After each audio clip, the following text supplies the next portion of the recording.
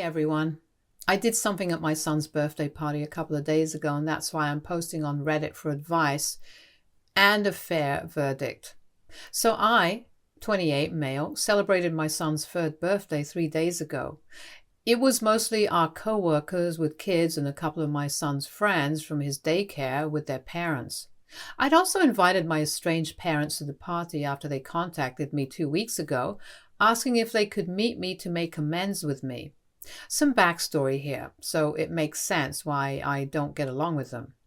So my parents kicked me out 10 years ago, a couple of months before I was supposed to start college. To make it extra special and poetic, they also made sure to kick me out on my 18th birthday. My parents were never the most loving or caring people. I'd say that I was pretty much ignored and unwanted throughout my childhood, and the only reason my parents didn't kick me out way before 18 was probably because it would be illegal. But they did, so the first chance they got, and I wasn't even surprised that they were kicking me out. I was just surprised that they were doing it on my birthday, and just a couple of months before college was about to begin. I tried to talk them into letting me live with them just until I graduated and covering my tuition. But they were very sure of what they wanted to do. They wanted me out of their lives so they could do whatever they wanted to, so far instead of wasting their time taking care of me. Their plans were to start their own business, which is a financial risk they couldn't take as long as they had me to look after, and then travel all the states in an RV. It was a great plan. I have nothing against what they wanted to do, but not at the cost of my future. I tried every manipulation tactic in the book to make them change their plans, but with no luck. I even resorted to crying and sobbing, but that didn't help either. And they told me I had 1 month to vacate the house and find a way for myself to cover my own expenses. I'd already been working as a cashier at one of the stores in the local mall and saving some money to buy a car, but after my parents' talk, I decided to leave and put that money to use. I didn't have much, but I was extremely upset with my parents. I'd never liked them much, but after my birthday, I hated them, so within the next 2 days I texted all my relatives if they'd be willing to help me out. Most of them turned their backs on me, which was unsurprising, and was a huge part of the reason I'd never spoken anything against my parents before, because I'd never had anyone to count on. My friends were nice, but they had their own lives and wouldn't want me sticking around to live with them either. But I'm lucky that one of my distant relatives, one of my mother's cousins, Uncle Kevin, responded to my email and told me that I could come live with him, but I'd need to make myself useful for as long as I would stay. I just needed somewhere to go and live before college started in the fall, so I agreed, and the very next day I'd packed my bags and left to travel to Utah so I could live with Uncle Kevin. I didn't tell my parents anything, and neither did they ask. I didn't even tell them goodbye one last time before I left, and I don't suppose they cared much about it. Uncle Kevin was a nice guy, and he did make me help him out with a lot of things around the house, but it was nothing impossible.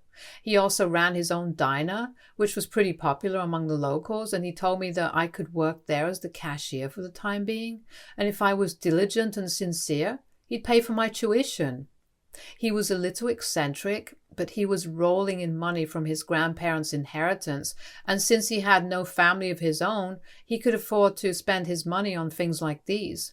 And that's how I paid for college, by showing my uncle just how serious I was at the diner by working well and honestly.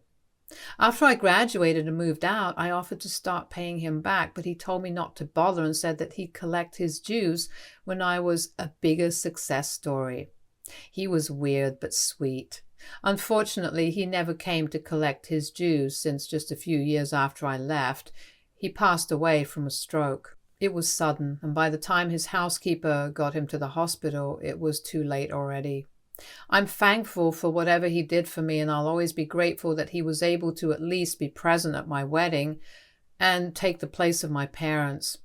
Uncle Kevin never really got along with his family, including my mother as a child or even as an adult, so my parents were never able to find out where I spent those years and who covered my tuition for me. Or maybe they'd found out, but they just didn't bother to contact me. Either way, I never heard from my parents. even once after I left their house until a few weeks ago. They told me that they'd found me on social media through a cousin who's helped them trace me down since they'd heard from people that I was now married and even had a 3-year-old son of my own. They apologized in their message for all that they'd done all those years ago and told me that now they'd love to come and see me and make things right with me, mostly because they wanted to meet my wife and son. I thought it was really half-hearted and almost didn't reply to them, but they sent another one within a day of that message saying that they really wanted to meet their grandson while they were still around, and it was evident that they were trying to emotionally manipulate me. Nevertheless, I agreed and told them to come over on the day of my son's birthday. I didn't have anything in mind particularly, but after talking to my wife and discussing the messages with her, she told me she didn't mind having them over as long as I was okay with it. She knows all the history with them, and we've been married for 5 years now. It's been 10 years since my parents kicked me out, so she told me that if I believed it was water under the bridge, then I could invite them. Her own parents had passed away when she was really little, and she'd been raised by her grandparents. Both of them had passed away in the last couple of years, so I could tell that she really wanted some family to be present at the party. I didn't care about reconciliation, but I felt like my wife actually did want them and wasn't saying it because she didn't want to strong-arm me into anything. So I did invite my parents, for my wife's sake. And on the day of the party, they arrived an hour early before all the other guests so we could get some one-on-one time with each other. It was all very awkward and uncomfortable, but we tried to make small talk after I'd introduced them to my wife and son. They were polite and respectful for the most part. But then at one point, my wife went into the kitchen to make my dad some tea. And that's when my mother told me that she was here to discuss something else as well. And she didn't want to say it in front of my wife, so they'd asked her for tea. Now that it was just the 3 of us, my parents apologized to me again and said that they'd come to their senses now, that they'd done whatever they'd wanted to, and felt like they had really treated me badly during my childhood. I thought that it was pretty nice of them to apologize and that finally they'd started acting like human beings to me.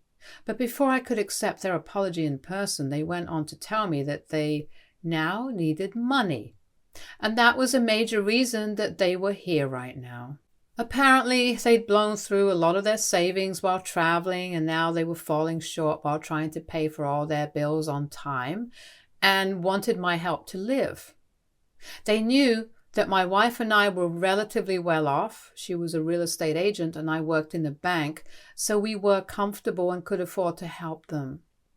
I was very irritated by that because it just cheapened everything that they'd said to me, because now I felt like it was all just a ploy to get me to help them out financially. They'd even used their grandson in their tactics to try and make me soften up towards them, and while it hadn't been very effective on me, my wife had fallen for it. I didn't blame her because she didn't know just how awful my parents were and really missed her family, which is why she was so keen for us to fix our relationship. But I regretted ever having them over. I didn't say anything to them because just afterwards my wife walked in with the tea for my dad and coffee for the rest of us, and she seemed very happy. So I just stayed quiet, and my mother told me to think about it. My wife did ask me what we'd been talking about, but I told her that we'd talk about it later because I didn't want to get into an argument with my parents around the same time as when the guests were supposed to start arriving. My wife talked to my parents some more for the next couple of minutes, and it was an easy flowing conversation for her, since she seemed to like them, but I sat there quietly because I just wanted them to leave before I lost it at them. Luckily, the first guests arrived in just the nick of time, and I jumped at the opportunity to distract myself from this. Once the guests were there, I busied myself with my son and the party arrangements, and then it was time for my son to cut the cake, which went well. Everyone had fun. Right after that, I was about to go into the kitchen with my wife, but my parents stopped me and asked me once more if I'd come to a decision yet. So I snapped, and I told them that they could wait in the living room with all the other guests, and I'd let them know shortly.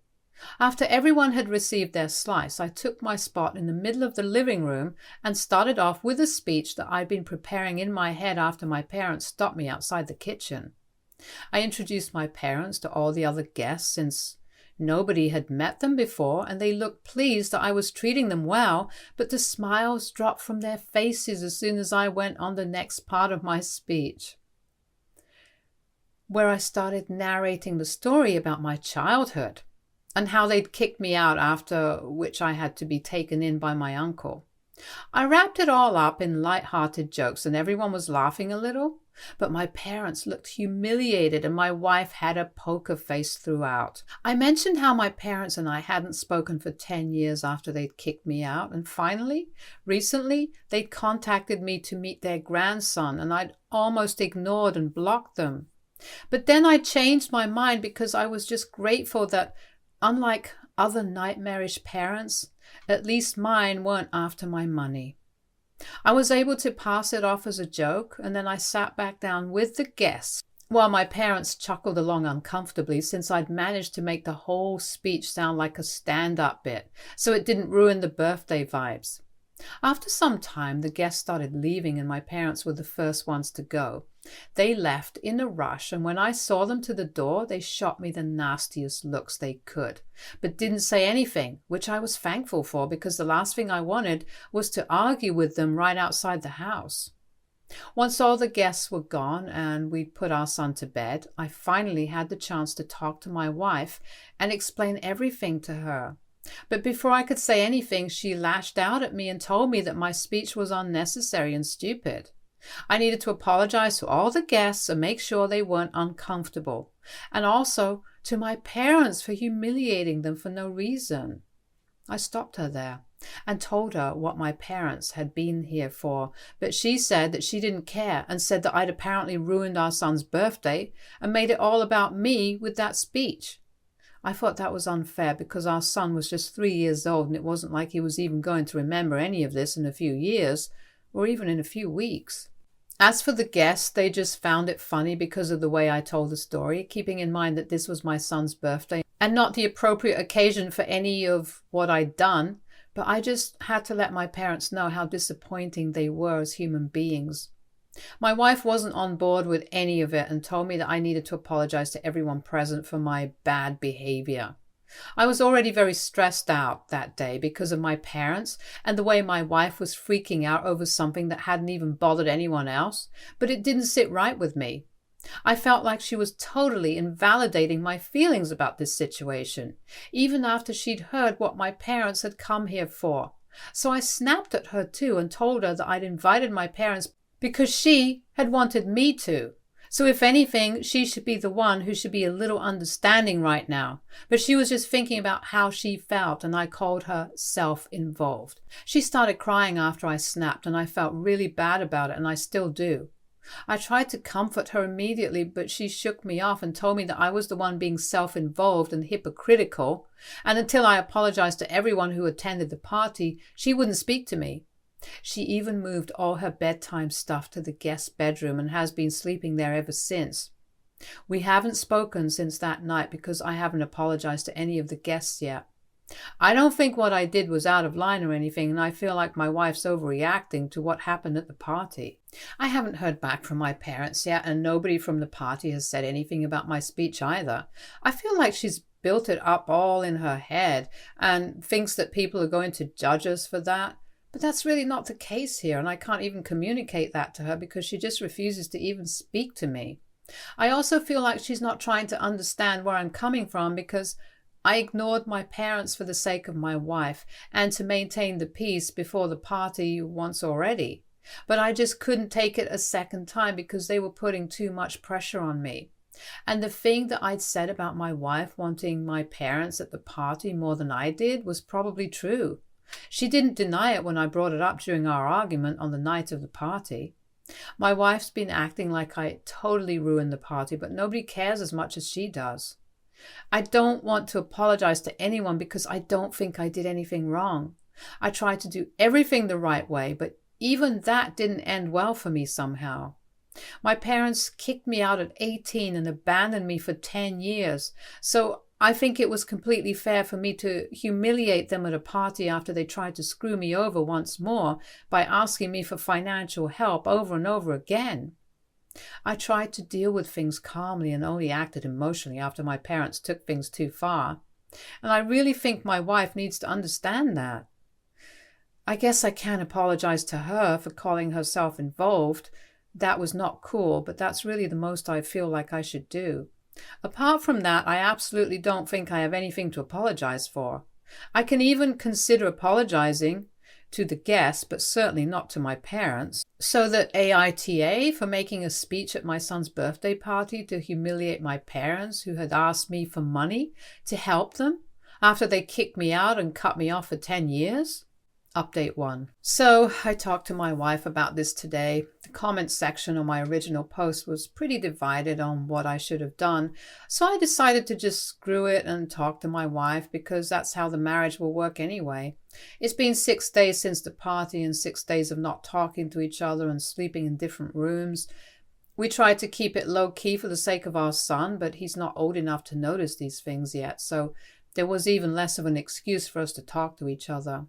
But today, before we left for work, I stopped her and told her that we absolutely needed to talk. She didn't ignore me, luckily, and our son was having breakfast in the other room, so we could talk peacefully. I told her I was sorry for calling her self-involved, but apart from that, I didn't see any reason for me to be sorry.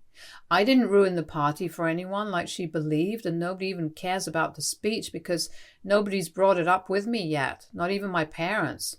I told her as gently and respectfully as I could that I believed she'd overreacted a bit, and then waited for her to respond. She agreed that she had indeed overreacted and said that for the past few days, once her anger over what I'd done had cooled off a bit, she'd realized that she'd acted very selfishly and hadn't been thinking about my feelings at all. She also conceded that she'd sort of made me invite my parents to reconcile, even though she hadn't verbally said it. While we'd been discussing the idea, she'd been very non-verbally trying to influence me because she was the one who actually wanted a happy family for us. So I wasn't wrong about that after all, and she apologized to me for it as well. Her reasons were pretty valid if I think about it emotionally, because all she'd really wanted was for us to have a complete family that she'd never really had as a kid. She'd hoped that as a married woman she'd get some part of it. But here too, her in-laws were estranged, so there was no chance that her son could get the same love and affection from his grandparents that she'd been lucky to have. She didn't get the love from her parents that she deserved when she was young because they'd passed away so early, and now her son would be loved by his parents, but he'd never have any grandparents there for him. Of course, that meant a lot to her because she'd been raised by her grandparents after her parents passed away, so it was kind of a big deal for her. It was all these issues with her and her need to have a complete family that made her spaz out the other day, and she acknowledged it. I also apologized for not discussing these things with her and for the lack of communication that had actually led to all of this. So to sum it up, we talked things through, and afterwards we came to the conclusion that we were going to have to deal with this in therapy. We already go to individual therapy, but now we're going to consider couples counseling as well for a few days, unrelated reasons as well. Thank you for all the comments, you guys. Update 2. I posted an update here yesterday, and I really didn't expect to be back so soon, but I am, thanks to my parents. They sent me a lawsuit claiming that I'd stolen $50,000 from them before I'd run away 10 years ago. And now that they'd finally managed to track me down, they wanted that money back. Obviously, none of that is true, and I feel sorry for the idiot who's agreed to get involved in this as an attorney. Must be some guy who's really in need of money, because otherwise I can't imagine anyone agreeing to this. Anyway, I'm obviously not going to entertain any of this nonsense and have contacted my lawyer already. My wife took back everything that she said about me having to apologize to my parents, because now she's seen what kind of people they really are. I'm sure they think they can get away with this even now, since I was relatively kind to them back when they first came by, but they'll know that I just behaved myself back then because it was my son's birthday. Right now, I have no reason to think about the consequences. So I'm posting all about this online, and I'm going to make sure that everyone knows about not just what they're trying right now, but also what they've done to me back in the past. Update 3. So I posted everything. Every single detail that I'd shared here is now up on my Facebook profile. It's been 20 minutes and I haven't received any texts or calls as such. But I'm waiting because I know people are going to be mad and pissed. Especially since I mentioned how nobody in my family had taken me in, but now that I'm in a somewhat decent position, everyone acts friendly with me. I've never invited anyone to any events, just to be clear, but my relatives who'd shut me out back then have all turned over a new leaf in the last few years and tried to be on good terms with me, which is all fake, obviously. Just now they have their own kinds to think of, and it doesn't hurt to have a well-connected relative who works in a bank and is in a position to get them jobs. So I know stuff is going to go down now. I'm just waiting for them. Update 4. Hey all, I'm back after almost 3 days. So my parents went completely ballistic after I made that post and called me up frantically several times after the post to try and get me to take it down. But I didn't listen until they texted me and promised me that they'd withdraw their case. I just needed that in writing somehow, and I have that now after they blocked me. The real nastiness was because of my relatives who I'd mentioned by name in my post, and they were so triggered by it that they commented really nasty things about me, my wife, and even my son under the post, which just proves my point about them being terrible, selfish and idiotic folks. Their kids were the ones with the decency to apologize for their parents' actions, which was really backward for me, but at least some people had class and brains. I've taken that post down now, but a lot of people have seen it already, so everyone who turned their backs on me in the past got their karma, and I'm glad for it. Long story short, the parents withdrew their case. I got back to my relatives. My wife and I are still going strong. Thanks for being here, Reddit. But I think I'm going to take a break now. Signing off. Bye. Stay tuned for more stories from our girl relationships.